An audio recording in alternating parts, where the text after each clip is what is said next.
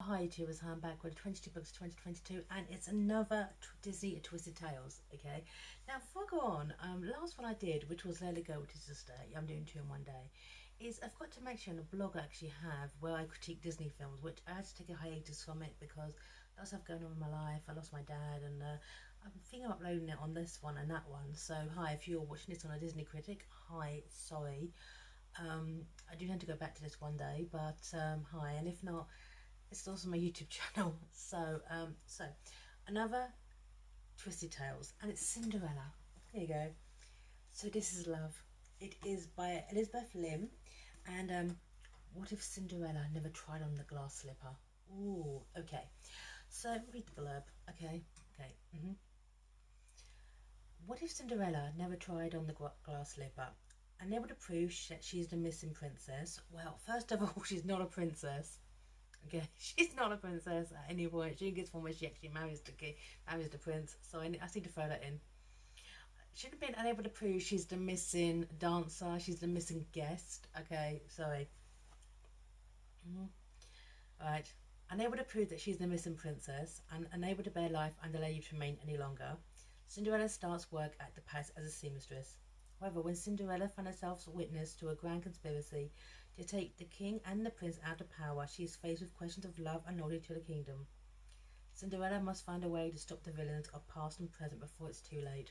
Okay, so, okay, okay, so this bit here. Now, when I did my original view of Cinderella, the live action, okay, I mentioned that it seemed to be taking its cues of two other live action films. One was Slip on the Rose, and the other one was um, Ever After. Okay, this is no different. Okay, it is absolutely no different. This bit here, okay, takes place when all the eligible maidens of the kingdom are trying on the slipper. Of course, it doesn't fit. Okay, right. Um, Ferdinand, okay, that's the Grand Duke, stared at the glass slipper sitting on his lap, hating the very sight of it. He had half a mind to throw it out of the window. He blamed the prince. You frightened her, Prince Charles had accused him late the night before. If you hadn't sent your men after her, she might have come back. The youth was delusional, and it had taken him all of Ferdinand's restraint to bite his tongue and not tell him exactly that. That is literally lifted from Slip in the Rose. Okay, there's a bit where the prince and Cinderella are chatting and talking. Suddenly, the Duke shows up. Cinderella runs off because it is actually midnight, and the prince is, "You frightened her, you fool!" I can quote Slip in the Rose, by the way. It's one of my favourite films. Well, because I grew up with it, because it was one of my sister's favourite films. Thanks, Anna. So, yes. So I loved that, and I thought that actually was quite clever. So in this at this point, okay, in the palace is the king. You know, is like, so you're the maid, this girl trying the glass slip. He's such a romantic Charles. In this, he's called Prince Charles, which seriously actually is quite clever. Obviously, okay, because the prince in Snow White is called Florian. There is Prince Stefan in Snow White. Sorry, Prince Stefan in Sleeping Beauty. Prince Adam in Beauty and the Beast, which was actually put in there in a CD-ROM game. Only times I've ever mentioned anything, and it kind of stuck. Okay, so he's Prince Adam. He's always been Prince Charming. The prince in Cinderella has always been Prince Charming. So I kind of feel it's quite clever. Charming, Charles, okay, kind of works. Quite a cute nickname, okay? Right. So they think he's a little bit out of his mind, okay? But they're like, okay, fine, we'll indulge you for this point, okay, but you do need to find a bride in this point. Now, back at Cinderella's place, now this is Ever After, okay? Right. So this is the bit where the Lady Tremaine, the wicked stepmother, and Anastasia and Drizella are kind of going for it. They realise that Cinderella is the missing princess. Okay, fine. And they go up to her at it. They attack her. Okay, they absolutely attack her. Well, they're having never after two. Okay, so Cinderella gets the glass slipper. Okay, because she knows, okay, that they will just take it, go pick one of them, go over to the palace and say, you know, probably be Anastasia, because in Cinderella 3 it was Anastasia. Okay, it might be Drizella. Okay, so she throws it against the wall. It shatters into a million tiny little pieces. Okay, So Lady Jermaine is incensed by this. She's like, "Oh my god, how could you? That's it. I'm done with you." No, she calls someone to sell Cinderella, which is ever after. By the way, she was sold to forget a character, the game into character, but played by Richard O'Brien. So I love that film. So so Cinderella runs away. She literally from this, okay. So she runs away a lot in this, okay. So she runs away from the ball. She runs away from the guy who's basically going to sell her, okay. So which is justified, okay. And then so she runs away with the dog. She's got Bruno with her. Okay, Bruno comes too because Bruno actually helped her get out of the domains in the first place, and so Bruno helps. And so next day she meets Louisa, who helps get her a job as a seamstress at the Royal Palace. Okay, so you would think, okay, now any other typical Disney film, this is the kind of crux of the moment. This is the okay moment, but no, no one recognises her for who she is. Okay, right? It's a bit where the Grand Duke. I absolutely hate his name. I'm just gonna keep calling him the Duke because Ferdinand is ridiculous. Okay, Cinderella actually says to him at some point, she's got this job. She's kind of going through like the castle, getting acquainted with it. Okay, and Duke basically says eligible maidens aren't servants. Here we go. All right. Can any girl try on the glass slipper? Says Cinderella. Every eligible maiden, he said wearily, the phrase had been beaten into him. So someone like me. A Duke eyed her sharply. No, you are servant of the royal household. It'll be impossible. Impossible. What we have next? Commonest servant on the royal council? Stung, Cinderella drew back. Want anything? She wanted to tell him. I am the girl you're looking for. You can call the search off. Okay? But she couldn't bring herself to do it. After all, she no longer had the glass slipper to prove it. She could practically hear him laughing at her. A pretty picture, young lady. Imagine a maid becoming a princess. Then he would dismiss her, and she would never have to enter the palace again. So her job's on the line. If she even says anything, her job was on the line. Now, at this time, now I actually thought this was really, really clever. Now, she meets up briefly with the fairy godmother, but the fairy godmother makes it clear that due to the fact that in the land, okay, magic is banned. Her even helping Cinderella was her going out on the limb. She can't really do anything more. Okay, this is kind of when the buck stops. Now the onus is on Cinderella to sort this out, and I thought it was very, very clever. At the same time, the king's sister, Genevieve, shows up. Now, as these two women are described in quite similar ways, well, the fake godmother, we know her. Okay, with Genevieve showing up, okay, the king's sister, the way she's described, I thought that she would turn out to be Lenore. That's the wicked stepmother. Sorry, that's the fairy godmother. My apologies. The fairy godmother's actual name. I thought that she would turn out to be the fairy godmother in disguise. No, she's not. She's a separate character. But they're just called awesome women. That's what they got in common. But this is where a lot of authors would have had the surprise guest coming in was really, because at this point many years ago, um, magic was banished from the kingdom, and also so was Genevieve and her husband for being sympathizers. This is where the twist would have come in. The fact is that one of them would probably be magical or of a magical line or become magic, okay, or how the whole kind of fake or mother gig works. No, they're just cool. I like that. Well done. That's good. That's good writing. Okay, that is good writing. The Cinderella is between a rock and a hard place. Okay, so around this point is the Duke wants to take control of the kingdom. He kind of blackmails Cinderella into doing it. Don't do anything. Just kind of keep an eye and report back if you see anything suspicious, or let me know, okay, about the day to day kind of thing.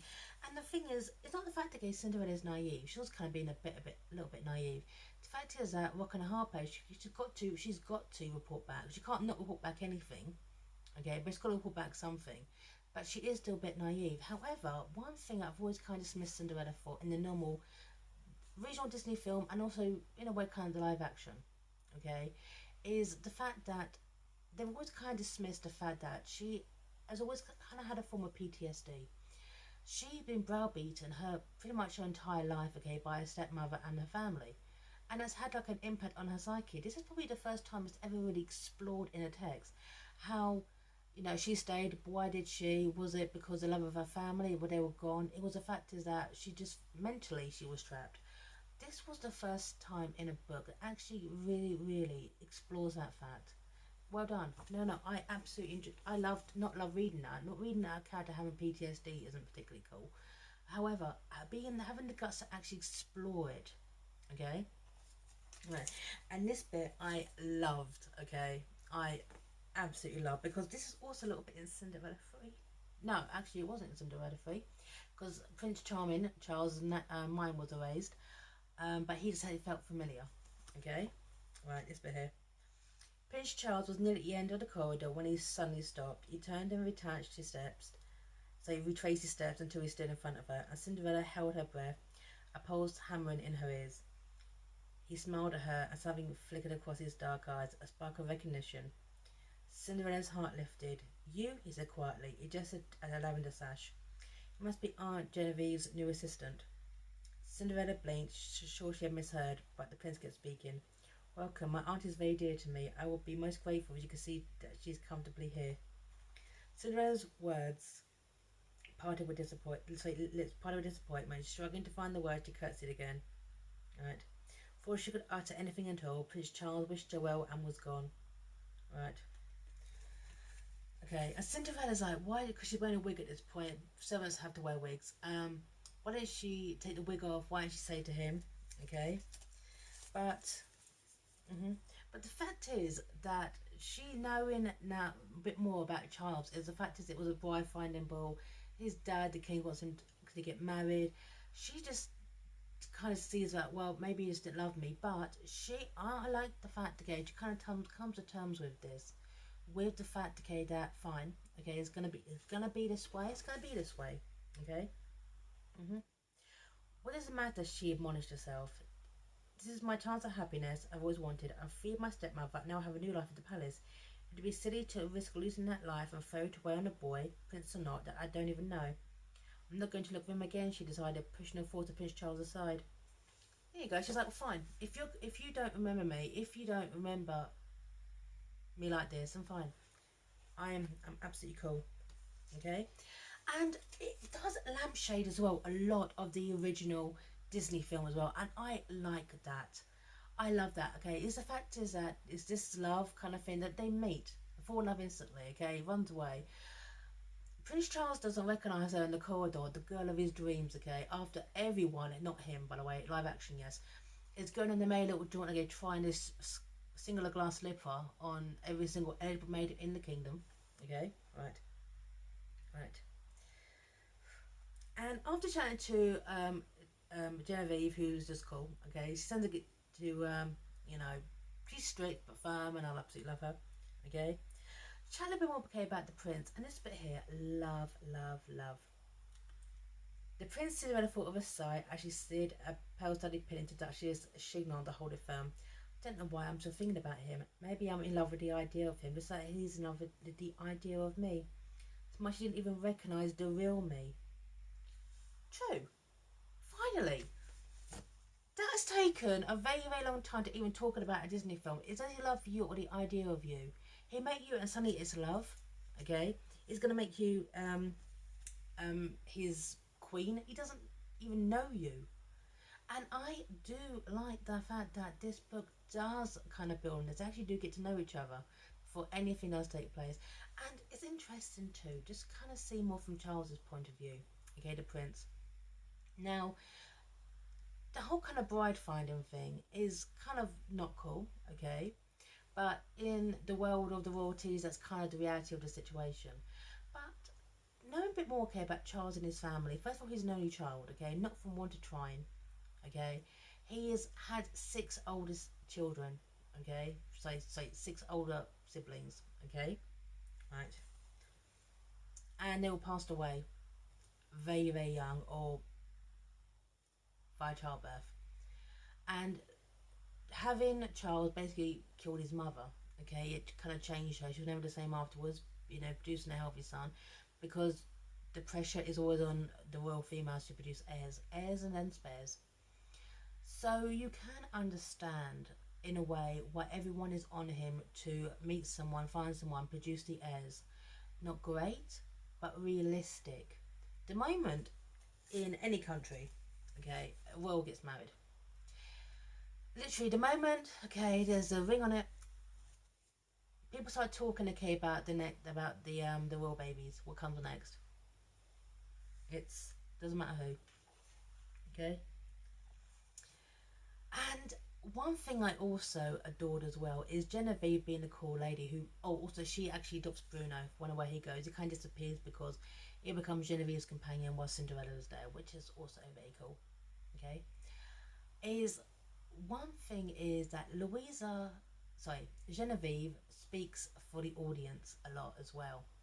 Is her first impression of what she knows, okay, about Cinderella, right? Mm-hmm. Right. Everyone is already obsessed with this girl, said Genevieve, unaware of the thoughts spoiling in Cinderella's mind. No reason to hold a second ball. Charles needs to move on and forget this spineless glass slipper lady. Spineless, Cinderella echoed, heat rising to her cheeks. Why do you think she's spineless? Any girl who runs off of my nephew must be hiding something. What if she doesn't know he was your nephew? Asked Cinderella carefully. Genevieve lifted a skeptical eyebrow. Even so, a potential princess of Aurelis, okay, cannot afford to have secrets. The court would eat her alive if she was anything less than perfect. Trust me, I would know. She must be a model of grace, courage, and virtue. A princess who runs off like that, refuses to come forth, is not the paragon of any of the three. Well, first of all, kind of, you know, running away, spineless from a particular point of view. Realistic saying the court is going to eat this woman alive, no matter what. Love it. That's royal realism. Royal realism in this film. Okay. And also, as Genevieve being the cool lady, now there's another character called Louisa who helps her get the job at the palace, and she's like absolutely awesome.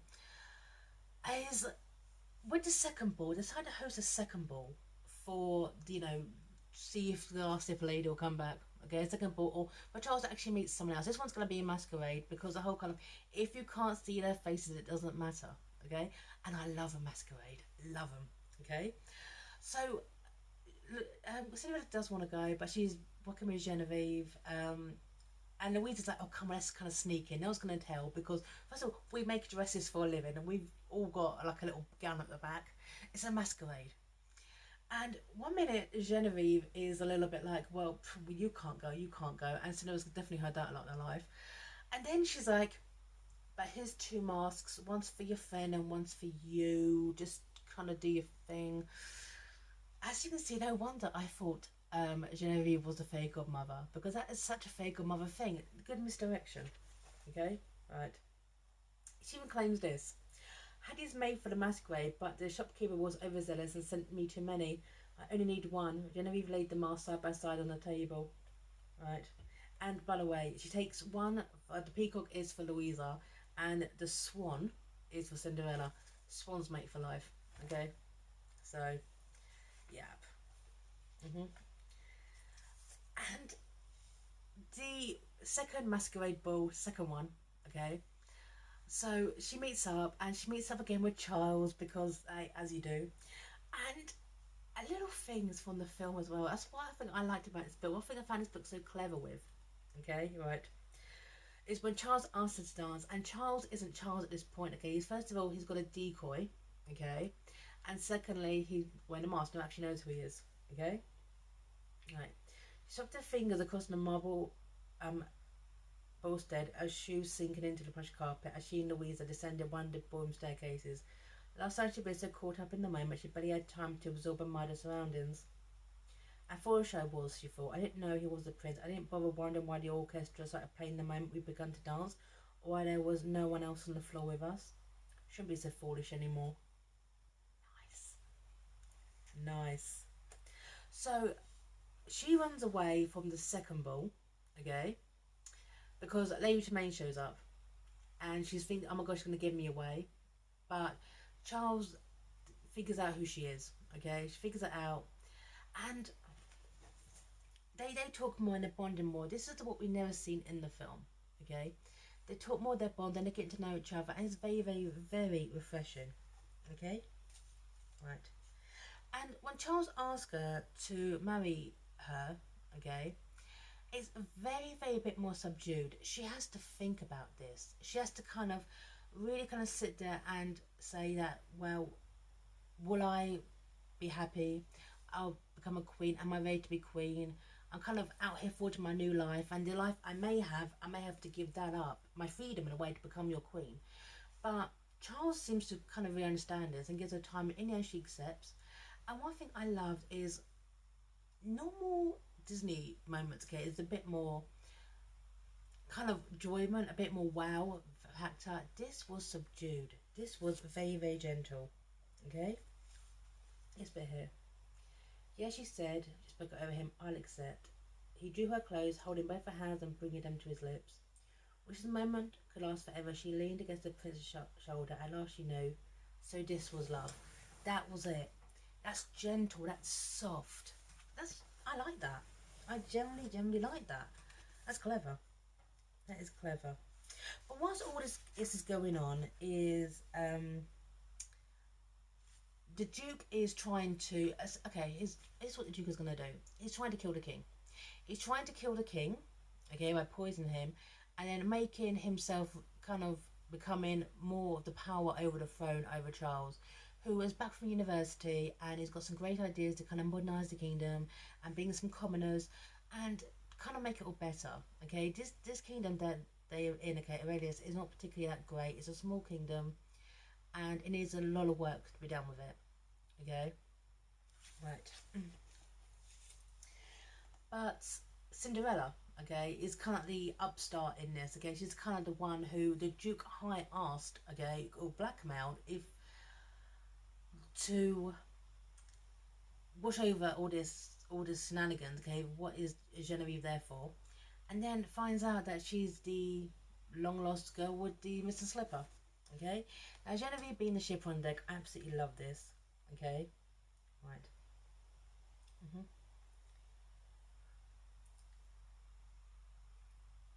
I couldn't be more relieved. Cinderella looked up, surprised to find the Duchess smiling. The two sudden disappearances from the ball suddenly gave me reason for concern. I was worried that my nephew had fallen in love with some frivolous girl with an expensive dress and overdone hair, or worse, a pretty face, good at manipulating young princesses into lovelorn states.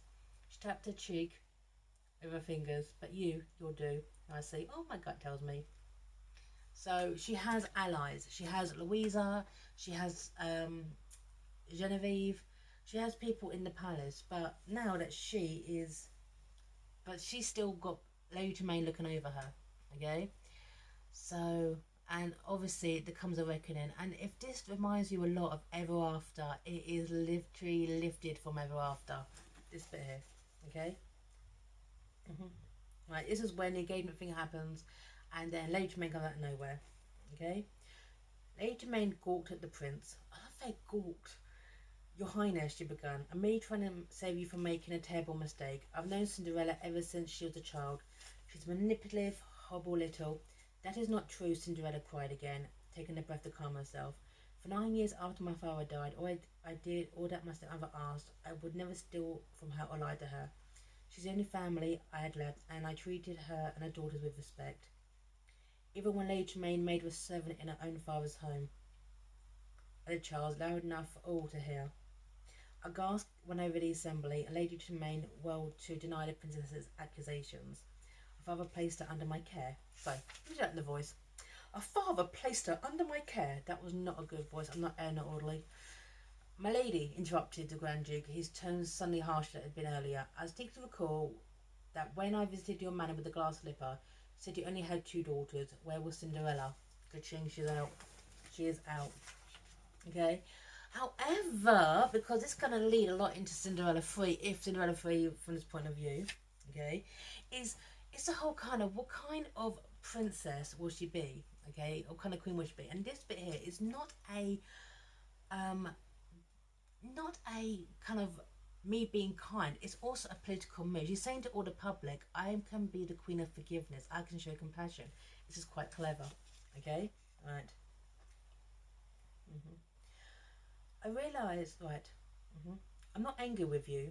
I thought I would be, Cinderella admitted. I was, but then I realised it would only make me unhappy. After being unhappy in your house for so long, I would never choose to feel that way again. I accepted we aren't a family, and we never will be. I've also accepted that I cannot forget those years you were cruel to me. I forgive you, stepmother, Anastasia Gisella. I'm not angry with you. If anything, I pity you. You can't know happiness if your life is built around such resentment. For your sake, I hope your hearts change. That's clever. From a political point of view, that is really, really clever. Okay, so I actually appreciated that. So when I said slip in the rose, okay, this is it. Is Cinderella is about to be married and very, very happy and all that kind of stuff. Then she's kidnapped by the Grand Duke. She's kidnapped by the Grand Duke, and then they have to kind of free her from this. And in the original Cinderella, the mice do a lot of the stuff. They don't here.